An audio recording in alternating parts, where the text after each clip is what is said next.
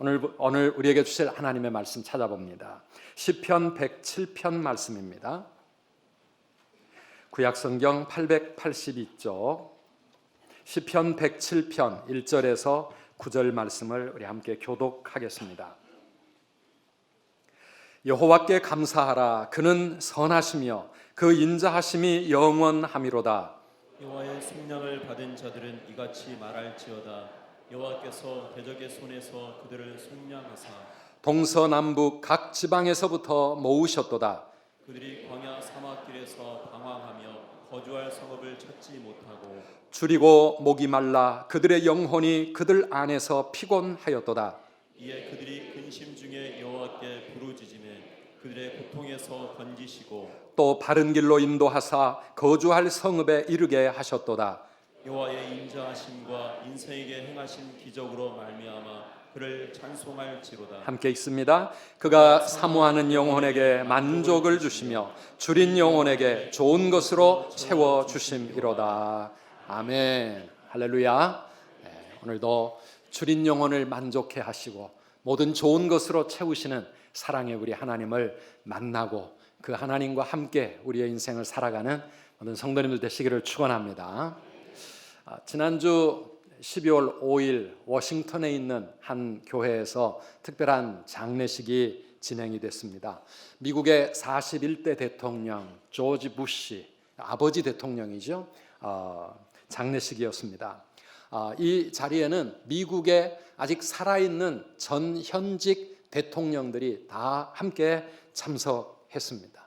그리고 애도 속에서도 슬픔 속에서도 시종 이 장례식이 유머와 웃음으로 가득 찬 그런 장례식이었다고 우리가 뉴스를 통해서 읽게 됩니다.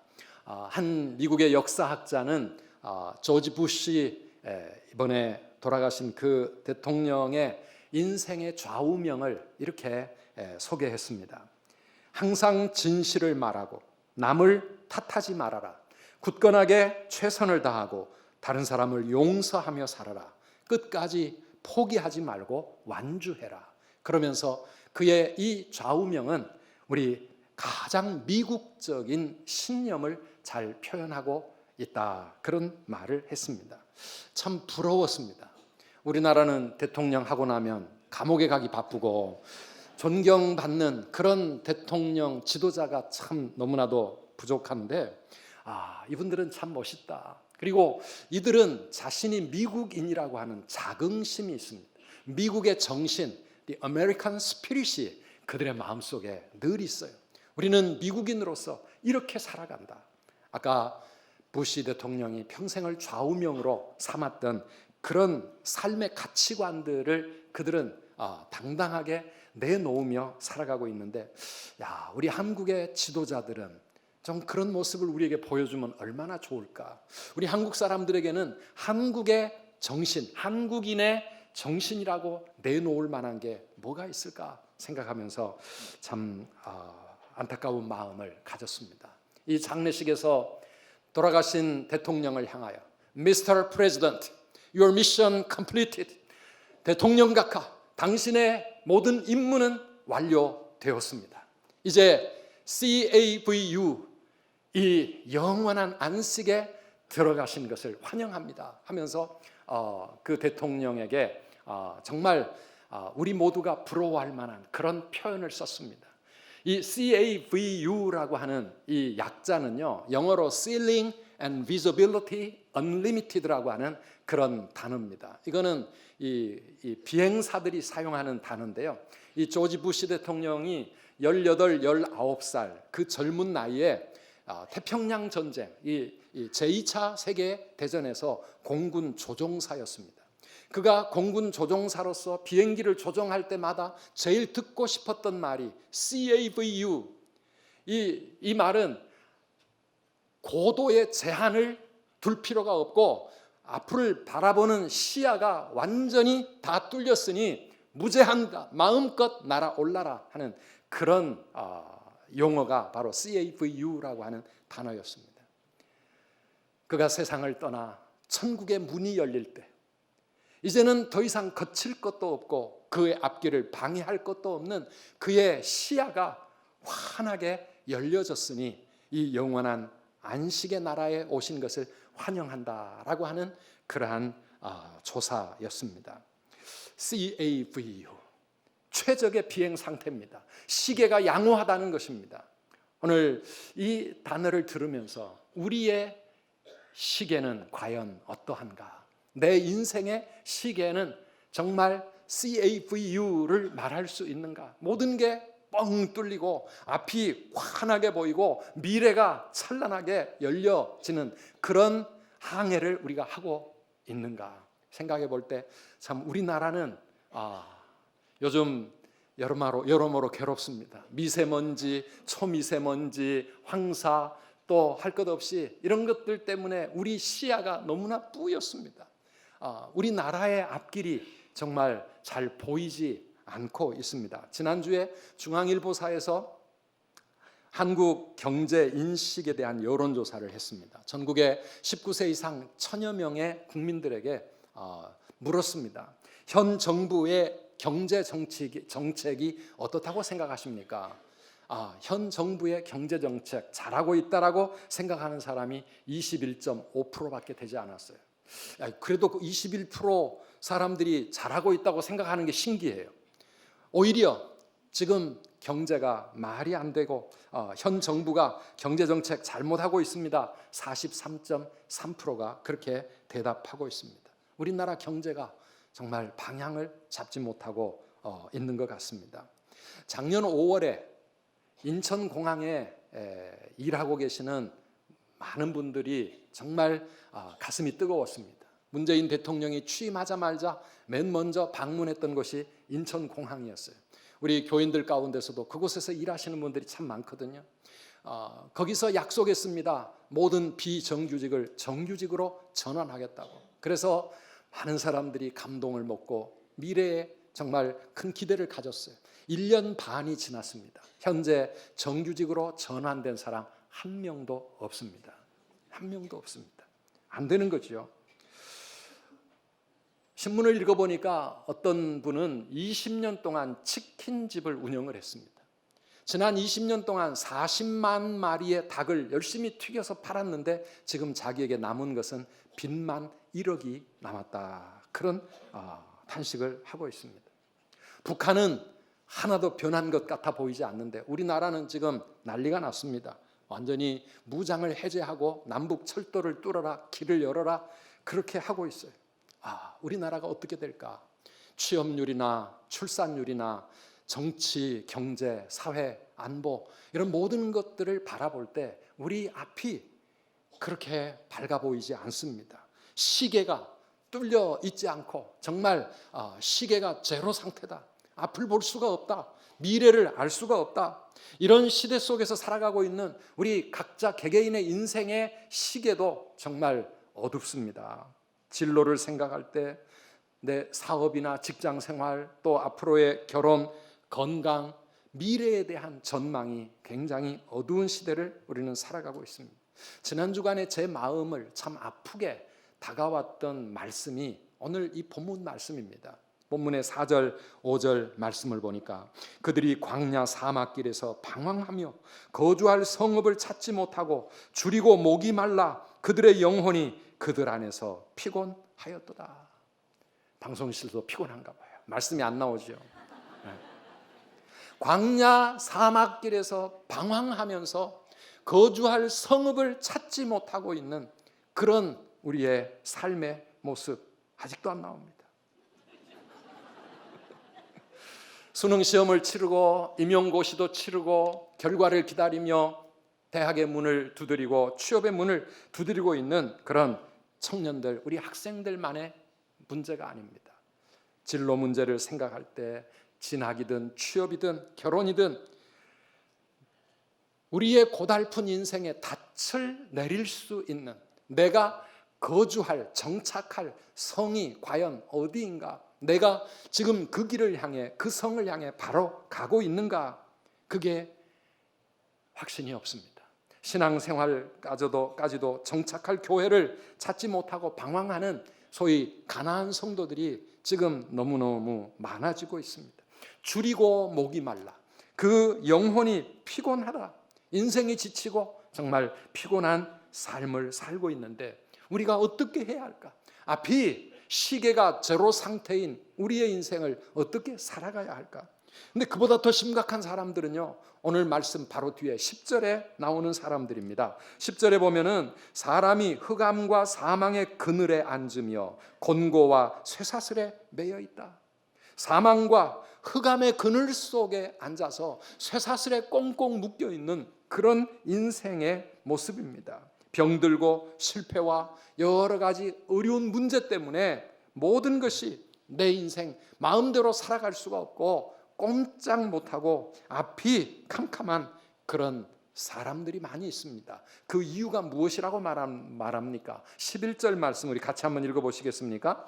하나님의 말씀을 거역하며 지존자의 뜻을 멸시함이라. 왜 그런 인생이 되었는가? 하나님의 말씀을 거역하고 지존자의 뜻을 멸시한 채 내 욕심 따라 내 마음대로 그것이 자유인 줄 알고 그렇게 내가 하고 싶은 대로 인생을 살다 보니까 내 인생이 점점 흑암 속에 사망의 그늘 속에 그리고 여기저기서 나를 얽어매는 쇠사슬이 나를 꼼짝 못하게 하고 있다는 말씀입니다. 물론 욥의 고난처럼 정말 뭔가 하나님의 뜻이 있어서 억울하게 이해할 수 없는 그런 고난의 삶을 살아가는 분들도 우리 주위에는 많이 있습니다.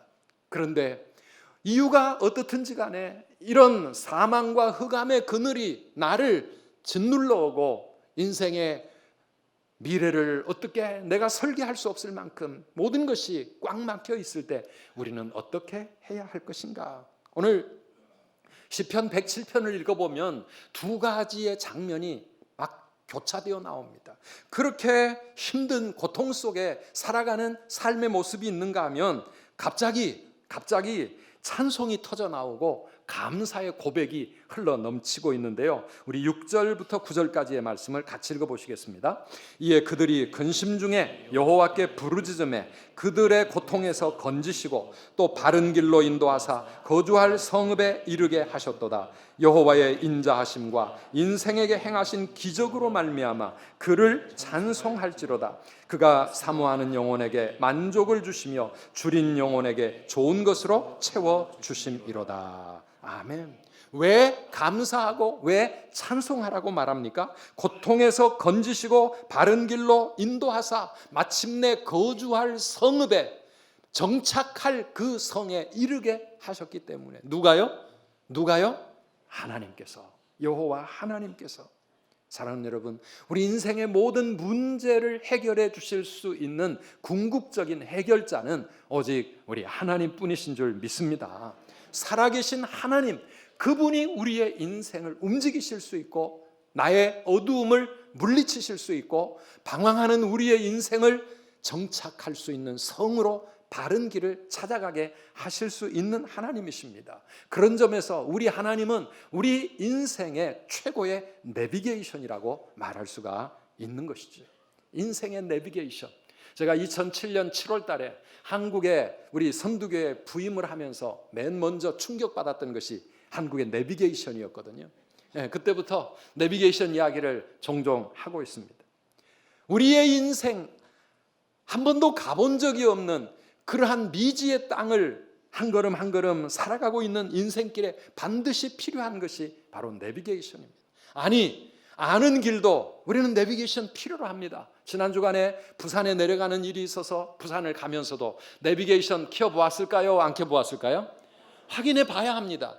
우리가 압니다. 인천에서 부산 가려면 어떤 길로 가면 될지. 그러나 지금 이 현재 상황에서 가장 좋은 길이 어느 길일까? 안 막히고 빨리 갈 수 있는 길 찾아보려면 내비게이션 확인하고 가야 합니다.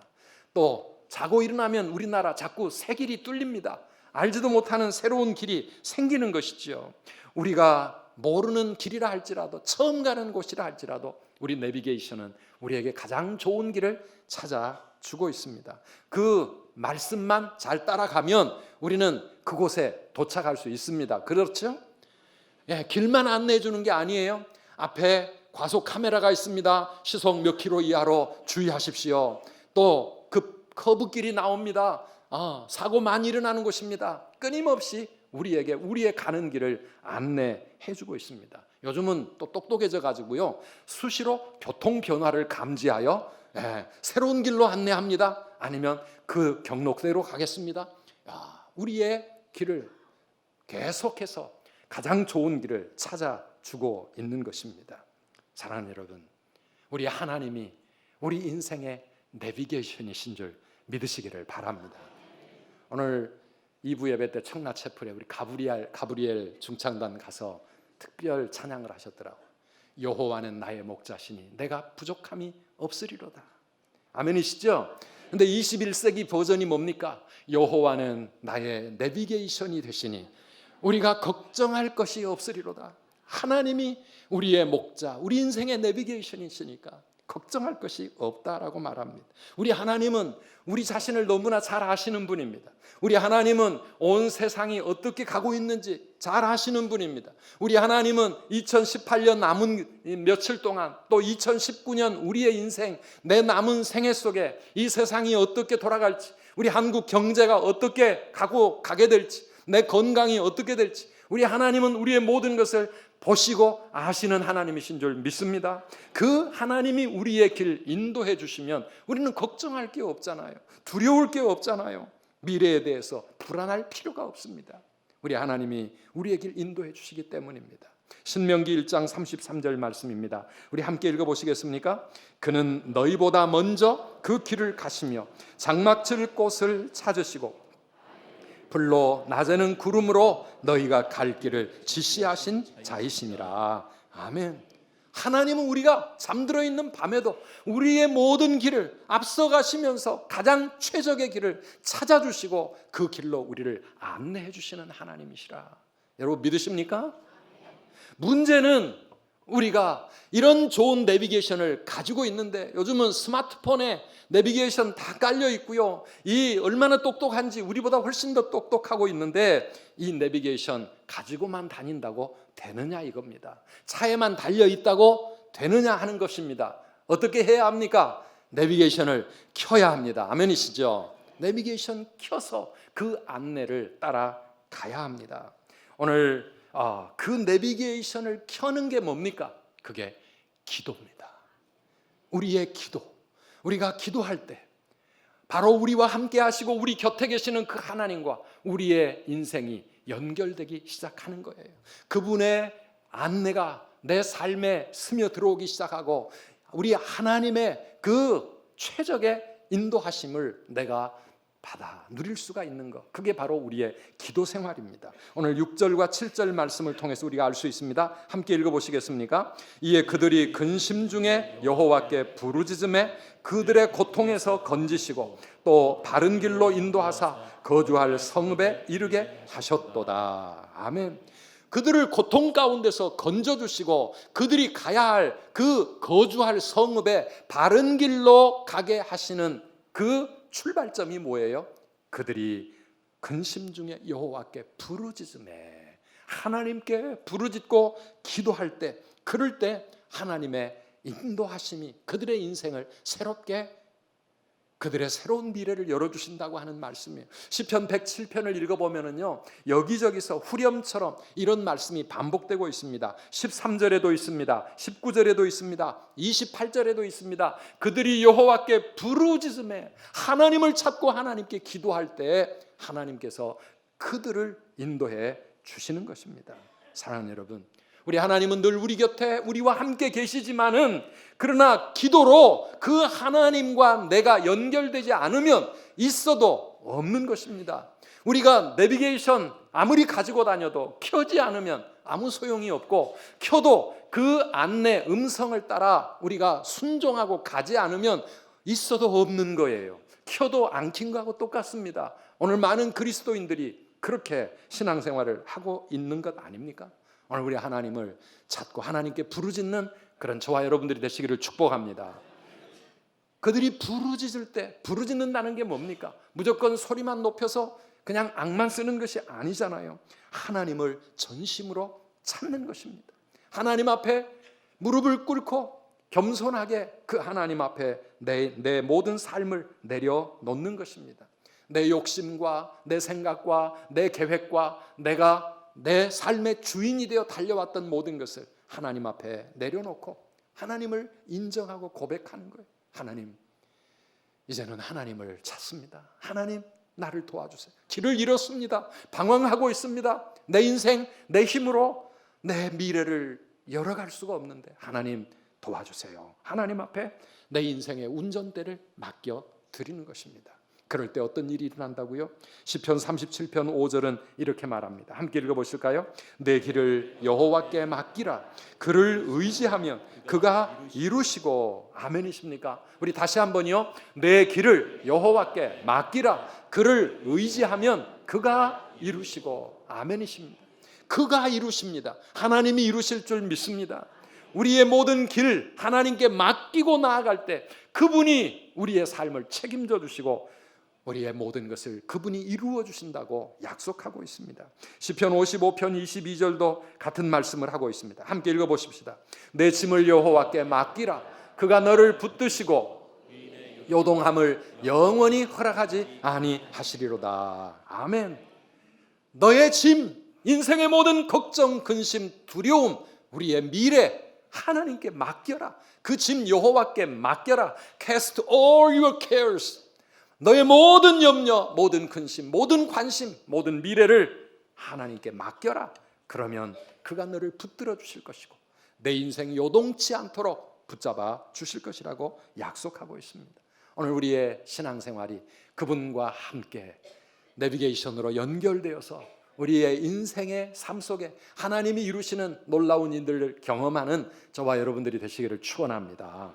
우리가 부르짖을 때 어떤 일이 일어납니까? 우리의 인생의 놀라운 역전에 하나님의 놀라운 일들을 우리가 볼 수가 있습니다. 부르짖을 때 우리의 인생의 내비게이션이 작동되기 시작합니다. 그래서 바른 길로 인도하여 주시고 거주할 성읍, 내가 정착할 내 인생의 목표점에 하나님은 우리를 이끌어 주십니다. 우리 인생의 방황이 끝나는 것입니다. 어디로 가야 할지 뱅글뱅글 돌기만 하면서 갈 길을 알지 못하는 인생의 방황이 끝날 수 있는 것, 우리 하나님의 내비게이션이 내 길을 인도하기 시작하면 됩니다. 예레미야 33장 3절 말씀 우리 잘 알지 않습니까? 너는 내게 부르짖어라. 내가 내게 응답하겠고 내가 알지 못하는 크고 은밀한 일을 내게 보이리라. 네가 알지 못하는 위대한 일, 꿈꾸지 못하고 상상하지 못했던 그런 놀라운 일들을 내가 너희에게 보이겠다고 말씀합니다. 언제요? 부르짖을 때, 우리 하나님 앞에 기도할 때, 또 부르짖을 때 오늘 본문 13절 14절 말씀을 보면 하나님께서 우리 인생의 사슬을 끊어주시고 고통에서 건져주신다고 말씀합니다. 함께 읽어보실까요? 13절 이에 그들이 그 환난 중에 여호와께 부르짖으매 그들의 고통에서 구원하시되 흑암과 사망의 그늘에서 인도하여 내시고 그들의 얽어맨 줄을 끊으셨도다. 아멘. 우리를 얽어매는 줄이 있어요. 죄악의 줄이 있습니다. 가난의 줄이 있습니다. 어떤 사람은 술의 줄에 꽁꽁 묶여서 중독된 인생을 살아갑니다. 여러 가지 세상의 것들에 얽매여서 인생의 자유함을 잃어버렸습니다. 실패의 줄, 여러 가지 참 경제적인 가난과 우리 인생의 내 힘으로 헤쳐나갈 수 없는 그러한 한계 속에 우리가 묶여 살아가고 있지만은 이 사슬을 우리 힘으로 끊을 수가 없는데 오늘 하나님 앞에 부르짖음에 우리 하나님께서 흑암과 사망의 그늘에서 우리를 끌어내 주시고 그들의 얽어맨 줄을 끊어 주신다 말씀하고 있습니다. 성경을 읽어보면 실제로 이런 일이 일어났다는 사건이 있습니다. 사도행전 16장에 바울과 실라가 빌립보 감옥에 갇혔습니다. 무슨 나쁜 짓을 한 것이 아니라 하나님의 복음을 전하고 한 영혼이라도 더 구원하게 하기 위해서 열심히 주님을 위해서 사명자로 살아가다가 감옥에 갇혀서 감옥에서 채찍에 많이 맞았습니다. 우리 16장 23절 이하의 말씀을 함께 읽어보실까요? 많이 친 후에 옥에 가두고 간수에게 명하여 든든히 지키라 하니 그가 이러한 명령을 받아 그들을 깊은 옥에 가두고 그 발을 착고에 든든히 채웠더니 한밤중에 바울과 실라가 기도하고 하나님을 찬송하며 죄수들이 듣더라. 이에 갑자기 큰 지진이 나서 옥터가 움직이고 문이 곧 다 열리며 모든 사람의 매인 것이 다 벗어진지라. 아멘. 아멘. 여러분, 한밤중에 깊은 감옥 속에 갇혔습니다. 억울하게 갇혔습니다. 우리가 그런 상황에 있다고 하면 우리는 무엇을 했을까요?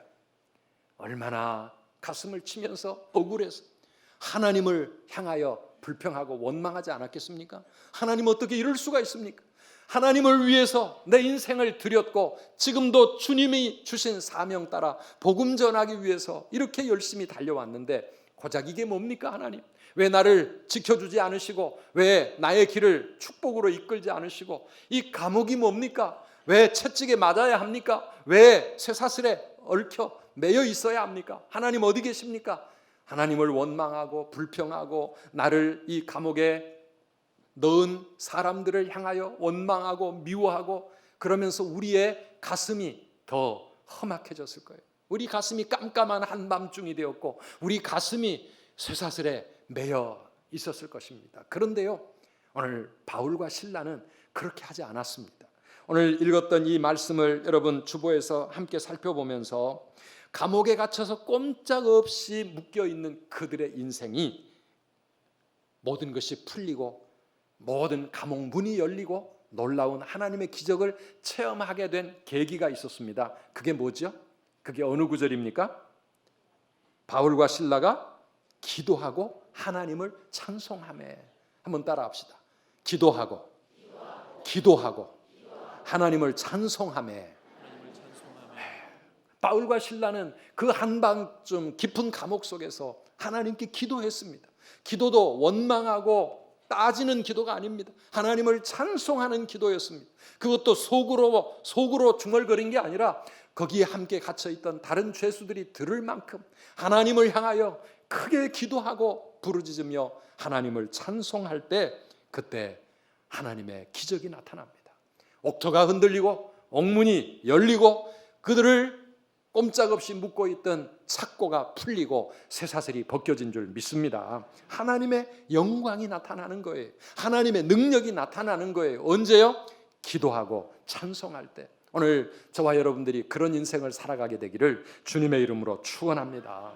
우리가 하나님께 기도하고 하나님을 찬송하며 하나님을 붙잡고 살아갈 때 인생 역전의 하나님을 우리가 체험할 수 있는 거죠. 오늘 시편 107편의 마지막 부분에 내려가 보면은 33절 이하에서 이렇게 노래하고 있습니다. 한번 읽어보실까요?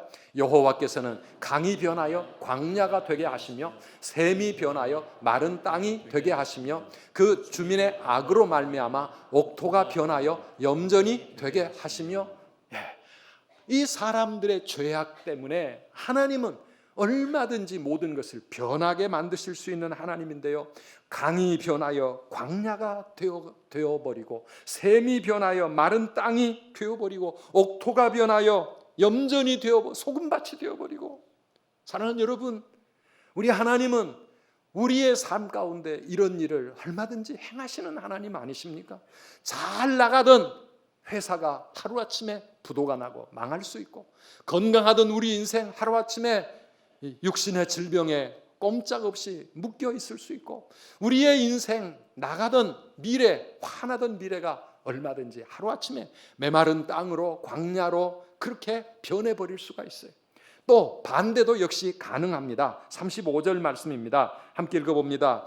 또 광야가 변하여 못이 되게 하시며 마른 땅이 변하여 샘물이 되게 하시고. 아멘. 아무리 메마른 광야 사막이라도 하나님이 역사하시면 그곳이 연못이 되고 그곳이 물된 동산이 되고 그곳이 펑펑 물이 솟아오르는 샘이 되게 하시는 줄을 믿으시기를 바랍니다. 우리 하나님은 역전의 하나님, 전능하신 능력의 하나님. 여러분, 그런 하나님을 믿으십니까? 그 하나님 때문에 우리의 인생에도 기적이 일어나는 줄을 믿으십니까? 이런 하나님을 믿지 못한다면 신앙생활 왜 하십니까? 지금도 살아 역사하시고 얼마든지 내 인생에 놀라운 역전을 일으키실 수 있는 전능하신 그 하나님의 그 사랑, 그 능력, 우리의 기도를 들으사 역사하시는 하나님을 우리가 믿지 못한다면 이 추운 날 이곳에 와서 예배드릴 이유가 뭐가 있습니까? 사랑하는 여러분, 오늘 살아계신 하나님이 지금도 내 인생을 붙잡고 계시고, 우리가 언제든지 내비게이션을 켜면 우리 하나님은 내가 지금 어디에 있든지 간에, 내 인생이 마른 땅이고 내 인생이 메마른 광야고 내 인생이 염전과 같이 쓰라린 그러한 짜디짠 인생을 살아가고 흑암과 사망의 그늘 속에 탄식하고 있다 할지라도 그 자리에서 하나님의 내비게이션을 우리가 바라보고 그 인도하심을 따르기 위하여 하나님께 무릎 꿇으면, 내가 지금 어디에 있든지 하나님은 그곳에서 나를 인도해 주셔서 그 모든 고통에서 건져주시고, 우리가 가야 할 바른 길 찾게 하시고, 우리가 정착할 축복의 땅 가게 하실 줄 믿으시기를 바랍니다. 이 시편 107편은요 그런 하나님을 체험한 앞선 성도들의 고백이요, 찬송이요, 노래요, 감사합니다. 그래서 우리가 1절 2절 읽었던 대로 여호와께 감사하라, 그는 선하시며 그 인자하심이 영원하미로다. 이 하나님의 사랑과 하나님의 능력을 체험한 성도들의 입술에는 감사가 나오고 찬송이 나오게 된다고 하는 것입니다. 오늘 이 고백이 시편 107편에서 끝나지 않고 저와 여러분의 삶 속에서 끊임없이 계속 반복되어지기를 주의 이름으로 축원합니다. 오늘 나는 어떤 인생을 살아가고 있는가? 광야 사막길을 길 잃고 방황하고 있는 인생은 아닌가? 아니면 비록 힘들어도 하나님의 인도하심을 따라 내가 가야 할, 내 거주할 성읍을 향하여 지금도 바른 길로 주님의 인도하심을 따라가고 있는 그런 인생인가? 우리 자신을 한번 돌아보시기를 바랍니다. 오늘 우리가 주님의 인도하심을 따라가기를 원한다면 아무리 바쁜 연말이라도 하나님 앞에 기도하시기를 바랍니다. 급할 때만 기도하지 마시고, 내가 필요할 때만 내비게이션 켰다가 금방 알았어 그 다음에 꺼버리지 마시고, 내비게이션을 항상 켜셔야 합니다. 왜요? 언제 내가 가는 이 길에 무슨 상황이 발생할지 모르니까.